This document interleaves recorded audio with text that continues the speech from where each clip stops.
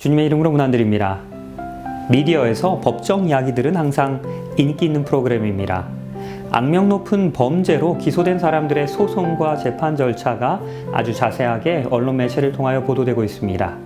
종종 유죄 판결을 받고 억울한 누명을 썼던 사람들이 재심을 통해서 무죄로 판결을 받는 감동적인 이야기들도 보도되곤 합니다. 그리고 이러한 주제들이 영화와 드라마를 통해서 우리에게 그려지기도 합니다. 범죄와 재판은 이 사회가 가지고 있는 아주 큰 관심사입니다. 그리고 성경은 어느 누구도 예외 없이 이 심판대 앞에 서게 될 것이다 라고 말하고 있습니다. 고린도서 5장 10절입니다. 이는 우리가 다 반드시 그리스도의 심판대 앞에 나타나게 되어 각각 선악간에 그 몸으로 행한 것을 따라 받으려 함이니라. 얼마나 많은 사람들이 심판을 받게 됩니까? 다입니다. 모든 사람들이 심판을 받습니다. 우리 모두는 이 심판을 마주해야 합니다. 그리고 우리의 삶 가운데서 내렸던 그 모든 결정들에 대한 답을 해야 할 것입니다. 그렇다면 이 심판은 언제 있게 됩니까? 보라, 내가 속히 오리니 내가 줄 상이 내게 있어 각 사람에게 그가 행한 대로 갚아주리라. 예수 그리스도께서 재림하실 때 우리에게 주실 상을 가지고 오십니다. 그 상은 주어지기 전에 이미 먼저 누구에게 주어질지 결정되어져야 합니다. 그러하기에 이 재림 전에 심판이 먼저 있어야 하는 것입니다. 그리고 이 심판은 누가 구원받을지, 누가 잃어버림 받을지를 드러내게 될 것입니다. 여느 법정에서처럼 증거조사의 과정이 있을 것입니다. 그리고 그 후에는 판결과 선고가 내려지게 됩니다. 예수님을 믿는 자들에게 주어지는 선고와 보상은 무엇입니까? 구원입니다. 그리고 예수 그리스도와 함께 영원히 함께하는 삶인 것입니다. 선지자 다니엘은 이 심판을 다음과 같이 묘사합니다. 내가 보니 왕자가 놓이고 옛적부터 항상 계신 이가 자정하셨는데 심판을 베푸는 책들이 펴놓여 있습니다. 다니엘은 이 이상 가운데 하늘 성소에서 이루어지는 심판을 보게 됩니다. 그리고 하나님께서 보좌에 앉으시면서 이제 이 심판이 베풀어지게 됩니다. 수천 수만의 천사가 그곳에 참석하여 있습니다. 이제 조사를 위하여 책들이 펼쳐집니다. 그리고 여기에서 중요한 것은 바로 18절에 기록된 이 심판의 목적입니다. 지극히 높으신 이의 성도들이 나라를 얻습니다. 그 누림이 영원하고 영원합니다. 우리 모두는 살면서 예수 그리스도를 개인의 구주로 영접하든지 거절하든지 하게 됩니다. 그리고 이 심판을 통해서 그 선택들이 다시 보여집니다. 그리고 그 결과에 우리는 직면해야 합니다. 구원받은 자들은 예수님께 순종하는 그들의 삶의 모습을 발견할 것입니다. 그렇지만 잃어버림 받은 자들은 예수 그리스도께 굴복하기를 거절한 자신들의 모습을 보게 됩니다. 그리고 심판이 맞춰지게 되면 어느 누구도 하나님의 진실함과 공의와 사랑에 의문을 갖지 않게 될 것입니다. 그렇다면 무엇을 근거로 이 심판은 베풀어지게 되는 것입니까? 하나님은 모든 행위와 모든 은밀한 일을 선악간에 심판하십니다. 누구든지 온 율법을 지키다가 그 하나를 범하면 모두 범한 자가 되는 것입니다. 간음하지 말라 하신 이가 또한 살인하지 말라 하셨습니다. 내가 간음하지 아니하였어도 살인하면 율법을 범한 자가 되는 것입니다. 너희는 자유의 율법대로 심판받을 자처럼 말도 하고 행하기도 해야 합니다. 바로 이 심판의 기준은 하나님의 율법인 것입니다. 우리의 생각과 행동은 하나님의 거룩한 법의 기준에 의하여 평가받게 될 것입니다. 하지만 모든 사람들이 죄를 범하였는데도 불구하고 어떻게 죄인을 무죄라고 선언하실 수 있는 것입니까? 성경은 죄의 삭은 사망이다라고 분명히 우리에게 선언합니다. 죄를 지은 모든 자들은 죄인이고 그 결과로 말미암아 우리는 죽을 수밖에 없는 것입니다. 하지만 예수 그리스도께서 그 선고를 대신 받으십니다. 그리고 죄인의 자리에서 나를 대신하여 십자가에 죽으신 것입니다.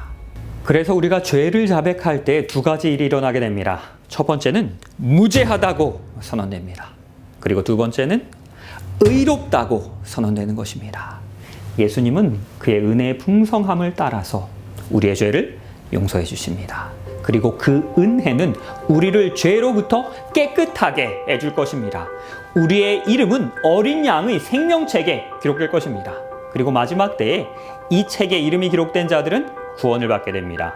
그리고 심판의 때에 예수님께서는 용서와 승리의 능력을 경험한 백성들의 이름을 생명책에서 지우지 않을 것입니다. 그의 이름은 지워지는 것이 아니고 그의 죄가 지워지게 될 것입니다. 다니엘은 이 심판의 시작을 다음과 같이 이야기합니다. 그가 내게 이르되 2300주야까지니 그때에 성소가 정결하게 되리라 하였느니라. 이 다니엘서 9장 20절에서 22절에는 다니엘서 8장에 등장했던 바로 그 가브리엘 천사가 다니엘에게 다시 나타납니다. 그리고 다니엘에게 이 심판이 언제 시작될 것인지를 알려주는 것입니다. 그리고 그 천사는 이 예언의 시작 부분이 2300주야의 전체 기간 가운데서 정하여졌다, 끊어졌다라고, 떼어졌다라고 말하는 것입니다. 그 결과로 이 2300주야의 예언의 시작점과 다니엘서 9장 메시아의 예언의 시작점은 동일한 것임을 우리가 확신할 수 있습니다. 두 기간 모두 동일한 예언에 속한 것입니다. 그리고 놀라운 사실은 이 예언의 첫 부분에서 예수 그리스도께서 우리의 심판자 되시는, 심판의 주체 되시는 예수 그리스도께서 우리의 메시아임을 분명히 알려주고 있습니다. 내 백성과 내 거룩한 성을 위하여 이른 이래를 기한으로 정하였나니 허물이 그치며 죄가 끝나며 죄악이 용서되며 영원한 의가 드러나며 환상과 예언이 응하며 또 지극히 거룩하신 이가 기름 부음을 받을 것입니다. 하나님께서는 이 배도한 이스라엘에게 회개할 수 있도록 70일의 기간을 허락하셨습니다. 그리고 그 기간 중에 그 기다리던 메시아가 예수 그리스도께서 이 땅에 오실 것이다 라고 약속하시는 것입니다. 내가 내게 40일로 정하였나니 하루가 1년입니다. 성경 예언에서 하루는 1년을 의미합니다. 이 원칙은 성경의 다른 곳에서도 찾을 수 있습니다. 그리고 수많은 예언과 성취를 통해서 이 법칙은 입증되었습니다. 다니엘서 9장의 사건을 우리가 문자적으로 70주, 곧 490일로 적용하면 그 의미를 이해하는 것은 불가능합니다. 그러므로 연일 법칙에 따라서 70일에는 곧 490년을 의미함을 우리는 분명히 알아야 합니다. 그리고 이 490년의 기간은 유대인들을 위하여 주어집니다. 그리고 이 예언의 시작점을 가브리엘 천사는 이렇게 이야기하는 것입니다. 그러므로 너는 깨달아 알지니라. 예루살렘을 중건하라는 영이 이날부터 기름 부음을 받은 자, 곧 왕이 일어나기까지 7일에와 62일에가 지날 것입니다. 그리고 그 곤란한 동안에 성이 중건되어 광장과 거리가 세워질 것입니다. 이 예언의 시작점은 유대인들이 예루살렘으로 돌아가서 그 도시를 중건하도록 하는 그 조서가 내린 시점입니다. 에스라서 7장 11절에서 26절에서 찾을 수 있는 이 법령은 아닥사스다 통치 7년째인 457년에 내려지게 됩니다. 그렇다면 이제 이 시점으로부터 69일에가 지난 후에 무슨 일이 일어날 것이다 라고 예언되어 있는 것입니까? 기름 부음 받은 자, 곧 왕이 일어난다는 것입니다. 예루살렘 중건령으로부터 69일에가 지난 후에 메시아가 등장할 것이다 라는 예언입니다. 457년부터 69일에가 지난 시점은 언제입니까? AD 27년입니다. 이 기간을 계산할 때 우리가 분명히 기억해야 할 것은 역사상에 제로 연도가 없기 때문에 0년이 없기 때문에 한 해를 더해서 계산해야 한다는 것입니다. 이 예언 법칙에 따르면 메시아가 AD 27년에 등장합니다. 메시아는 기름 부음 받은 자라는 뜻입니다. AD 27년에 예수 그리스도께서는 요단강에서 침례를 받으시고 성령의 기름 부음을 받으신 후에 메시아로서 그 공생의 사역을 시작하십니다. 누가복음 3장 1절에서는 예수 그리스도께서 티베리우스 황제 통치 15년째에 침례를 받으셨다라고 기록하고 있습니다. 그리고 역사적으로 티베리우스 15년은 AD 27년입니다. 예수 그리스도께서 바로 정확하게 AD 27년에 메시아로 오신 것입니다. 예수께서는 때가 찼다라고 말씀하셨던 바로 그 때는 다니엘서 9장 25절에서 예언하신 바로 그 예언의 때가 이제는 찼다라고 선포하신 것입니다. 그리고 다니엘서에서는 계속해서 이 메시아에게 일어날 일들에 대하여 예언합니다. 62일의 후에 기름 부음 받은 자, 곧 메시아가 끊어지게 될 것입니다. 예수 그리스도의 죽음을 예언하는 것입니다. 이에 대하여 더 구체적으로 다음과 같이 예언합니다. 그가 그 일의 절반에 제사와 예물을 금지합니다. 마지막 일의 절반은 곧 AD 31년입니다. 바로 이때는 예수 그리스도께서 27년에 메시아로 오신 지 3년 반의 기간이 지난 바로 그 시점인 것입니다. 예수께서 죽으셨을 때 성소의 휘장이 위로부터 아래로 찢어지게 됩니다. 바로 이것은 어린 양 되신 예수 그리스도께서 온 세상을 위하여 죽으셨기 때문에 더 이상 우리에게는 제사 제도가 필요 없다는 것을 알리는 것입니다. 성전에서 유월절 어린 양은 1년에 한 번 아주 특별한 방법으로 특별한 시간에 희생제물로 드려졌습니다. 예수님은 성전에서 제사장들이 그 유월절 어린 양을 죽이려 했던 바로 그 시간에 바로 그때에 십자가에서 죽으셨습니다. 암흑이 덮였던 바로 그날 오후에 우리의 유월절 어린 양, 곧 예수 그리스도께서 우리의 희생이 되신 것입니다. 이 예언이 보여주듯이 성경은 우리가 분명히 믿을 만한 책이며 예수 그리스도는 성경의 예언을 정확하게 성취시킨 생애를 사신 메시아임을 우리에게 알려주는 것입니다. 예수께서 이 12를 보내시며 명하여 이르시되 이방인의 길로도 가지 말고 사마리아인의 고을에도 들어가지 말고 오히려 이스라엘 집에 잃어버린 양에게로 가라. AD 27년에 메시아로서 기름 부음을 받으신 예수 그리스도께서는 유대인들에게 먼저 복음을 전하라라고 가르치셨습니다. 그리고 그분은 유대인들이 예수 그리스도를 메시아로 영접하기를 그 누구보다도 갈망하셨습니다. 그리고 십자가에 달리신 후 부활하신 이후에도 제자들에게 다시 한번 강조하십니다. 예루살렘에서 먼저 사역을 시작하라는 것입니다. 예수께서는 예루살렘에 거하는 자들을, 그 유대인들을 끝까지 포기하실 수가 없으셨던 것입니다. 그 유대인들에게는 마지막으로 자신들의 죄를 회개할 수 있는 기회가 아직도 남아 있었던 것입니다. 예수님은 예루살렘의 백성들을 사랑하셨지만 그 구원의 선물을 거절하는 이들에게 경고하십니다. 그러므로 내가 너희에게 이르노니 하나님 나라를 너희는 빼앗기고 그 나라의 열매 맺는 백성이 받게 될 것입니다. 예수님은 유대인들에게 약속하셨던 그 영광스러운 미래가 그들에게서 빼앗겨져서 다른 민족들에게로 가게 될 것이다 라고 경고하시는 것입니다. 경건한 사람들이 스데반을 위하여 장사하고 위하여 크게 울더라. 그 흩어진 사람들이 두루 다니며 복음의 말씀을 전할세. 이 스데반이 유대 종교 지도자들에게 죽임을 당합니다. 그리고 그는 첫 번째 그리스도인 순교자가 되는 것입니다. 바로 이때가 AD 34년이었습니다. 바로 그때는 70일의 예언이 시작된 지 정확하게 490년이 지난 바로 그 시점이었습니다. 이 핍박을 기점으로 하여 생명의 위협을 느낀 그리스도인들이 더 이상 예루살렘에 거할 수 없게 되는 것입니다. 그리고 이방 지역들로 흩어지게 됩니다. 그리고 그곳에서 복음을 전하게 됩니다. 복음의 축복이 이제는 유대인의 거절로 말미암아 이방인들에게로 전해지게 된 것입니다. 유대인들은 더 이상 하나님의 선택된 민족들이 될 수 없었습니다.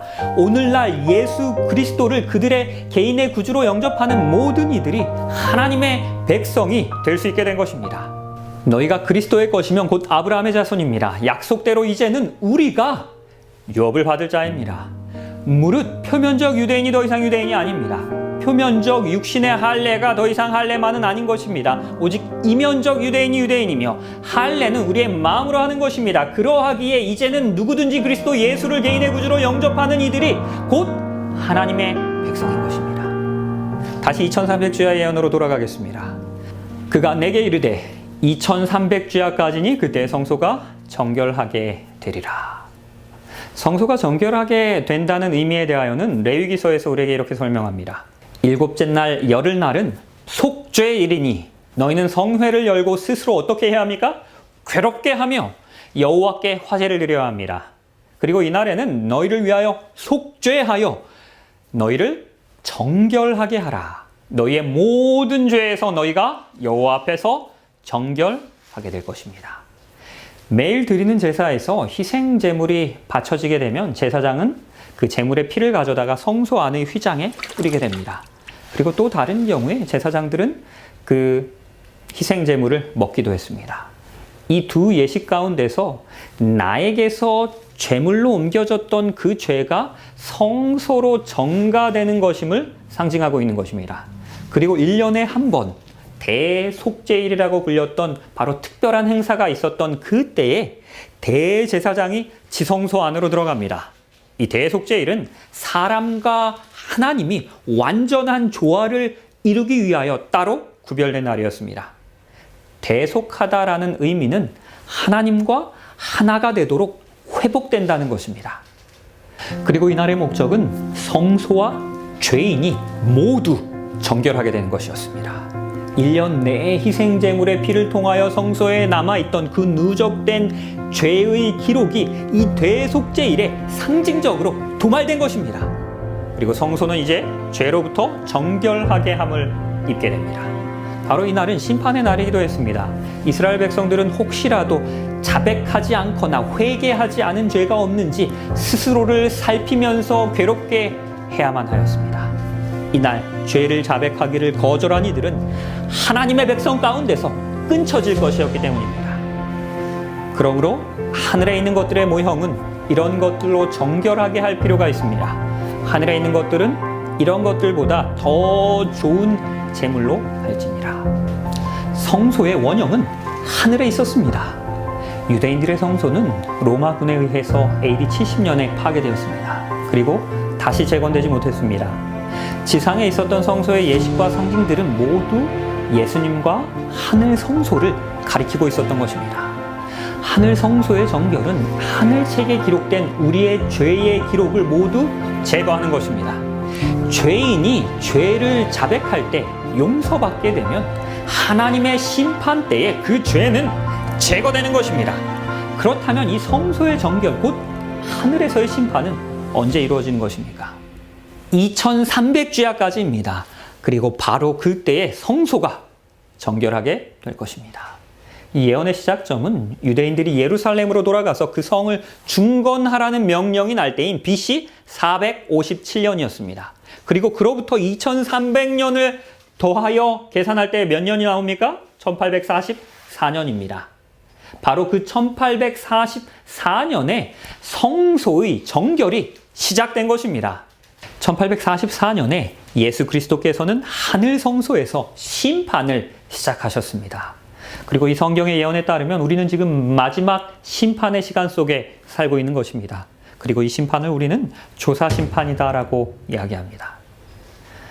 한 번은 교통사고를 당해서 억울하게 가해자로 몰린 적이 있습니다. 변호사를 3군데나 찾아갔지만 제가 증거가 없었기 때문에 아무도 제 케이스를 맡아주려고 하지 않았습니다. 끝끝내 저는 변호사를 구하지 못했습니다. 그런데요, 만일 이때에 아주 유능하고 의로운 변호사가 제 사건을 맡아주었었더라면, 그래서 재판 기일이 잡혔었더라면 그 재판은 저에게 있어서 저의 억울함을 풀어주는 복음의 사건이 되었을 것입니다. 죄로 인하여 유죄 판결을 받은 우리에게 복음이 있습니다. 우리에게 유능하신 재판장이 있다는 것입니다. 우리에게 유능하신 변호사가 있다는 것입니다. 만일 누가 죄를 범하여도 아버지 앞에서 우리에게 대언자, 변호사가 있으니 곧 의로우신 우리 구주 예수 그리스도이십니다. 나의 죄를 대신하여 죽임당하신 그 예수 그리스도께서 나의 변호사가 되어주신다는 것입니다. 나의 억울함을 신원하여 주신다는 것입니다. 이제는 아버지께서 아무도 심판하지 않으십니다. 그 심판 다 아들에게 맡기셨습니다. 그 아들이 누구입니까? 우리를 그 누구보다도 더 잘 알고 계시는 나의 죄를 위하여 십자가에 달리신 나의 의로운 변호사이신 나의 의로운 재판장이신 예수 그리스도이신 것입니다.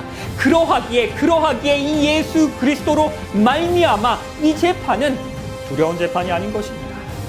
복음의 재판인 것입니다. 그러하기에 이 세 천사의 기별은 우리에게 다음과 같이 분명히 이야기합니다. 또 다른 천사가 공중에 날아가는데 땅에 거주하는 자들 곧 민족과 종족과 방언과 백성에게 전할 무엇입니까? 영원한 복음을 가졌습니다. 그 영원한 복음이 무엇입니까? 그가 큰 음성으로 이르되 하나님을 두려워하며 그에게 영광을 돌리라. 이는 무슨 시간이 이르렀습니까? 심판의 시간이 이르렀습니다. 바로 이것이 우리의 영원한 복음입니다. 이 심판은 우리의 영원한 복음입니다. 예수 그리스도께서 우리의 재판장 되어주시기 때문입니다. 나를 위하여 십자가에 달리신 나의 모든 죄값을 치러주신 그 예수 그리스도께서 나의 변호사가 되어주시기 때문입니다. 심판은 우리의 영원한 복음입니다.